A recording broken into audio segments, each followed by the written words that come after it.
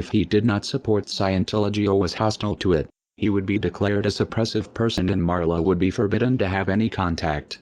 At the least he was being handled. As this video shows, Kent Snyder worked regularly and closely with CCHR, actively promoting legislation favorable to them. This bill is not successful, is not passed, then 2 or 3 or 4 years from now, what you're going to find is you're going to find stories of parents who said, why didn't we work harder? My child is now subject to mental screening. He's now subject to therapy. There's all sorts of coercive measures that are going on. So the time is now. Parents need to understand that, and we're going to do everything we can to fight against it. This is important because there is an attempt to rationalize Ron Paul's involvement with CCHR and founding member Dr. Zass as harmless. On the Ron Paul forums, when a supporter points out the Scientology connection, another member tries to spin Zass as a great libertarian who is not a Scientologist nor is sympathetic to Scientology. This is bullshit. CCHR is a branch of Scientology and SZAZS co-founded it. The Church of Scientology would never allow someone they did not control to have that much influence. The CCHR website was registered by Scientologist Amber Smayataki. Most of the board are Scientologists.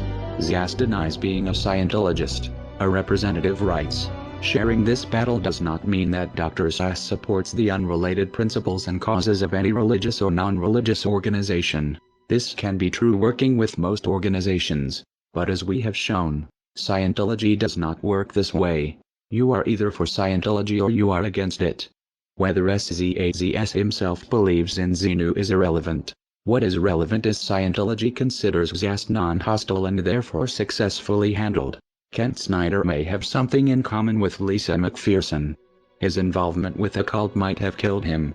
Like Zass, Scientology believes in an extreme version of personal responsibility. That disease is a result of body thetans and it is the Scientologists' fault for not trying hard enough to clear them. If they did, goes the theory, they would be free of disease. Zass doesn't push body thetans, but he does promote a dangerous distorted idea of mental illness that has the same potential effect, discouraging people from getting help because according to him any problems they have are imaginary. The CCHR was created in 1969. Founded by the Church of Scientology and by famous renegade psychiatrist Dr. Thomas Zass. From day one, most or many of the senior leadership of the CCHR have been Scientologists. And for Zass, and of course this has been taken on big time by Scientology, therefore mental illness is not real illness. It is possible Kent Snyder's untreated illness and death was a result of adopting the Scientologist beliefs that his illness was his fault or not real. It would explain why he had no health insurance. Many Scientologists don't. It seems Snyder sincerely believed in Ron Paul's libertarian rhetoric and equally trusted his Scientologist friends, though this ultimately was not in his best interest. A further question arises. How many of Scientology ideas are influencing Ron Paul's campaign for liberty through CCHR and Zass?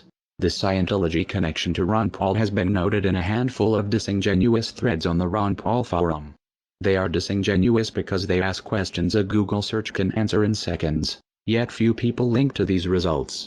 The threads are phishing members to see how much Paul supporters know about the connection, and when someone appears knowledgeable, the information is spun. In one of these threads, Scientologists in Clearwater are praised for organizing one of Ron Paul's events in 2007. The writer clearly doesn't understand the significance of saying Scientologists and former Scientologists are involved. It's possible he is confused or misinformed. It's also possible Scientologists are lying about no longer being in the church. It would be a glaring anomaly that, everywhere else former Scientologists are considered SPs to be shunned by current members, except for those working on the Ron Paul campaign. More likely Scientology finds it expedient to muddle the connection by having members involved avowed they are former Scientologists. Since most Paul supporters don't know the first thing about Scientology or how to check the information, Ron Paul's campaign manager Kent Snyder had a close working relationship with the Scientology group CCHR from at least 2005. Snyder worked closely with Scientologists at the same time he worked in politics to make Ron Paul the household name he is today. Snyder helped push legislation favorable to Scientology. To do this, he made PR videos approved by CCHR.